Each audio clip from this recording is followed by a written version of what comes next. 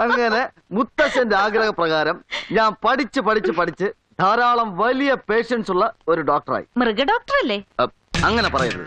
ഒരു MBBS ഡോക്ടറും veterinary ഡോക്ടറും തമ്മിൽ വലിയ വ്യത്യാസമൊന്നുമില്ല.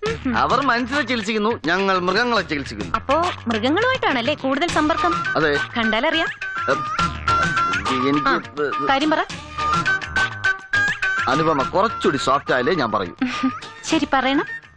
അത് മുത്തശ്ശൻ ഇനി ഒരാഗ്രഹം കൂടി ബാക്കിയുണ്ടെന്ന് പറഞ്ഞു.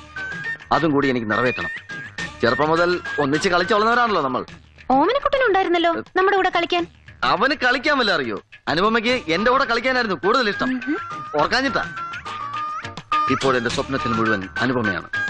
നമ്മുടെ കല്യാണം, ഹണിമൂണിന് പ്രകൃതി രമണീയമായ ഒരു ബെസ്റ്റ് പ്ലേസ് ഞാൻ സജസ്റ്റ് ചെയ്യട്ടെ. ഭൂതത്താങ്കെട്ട്.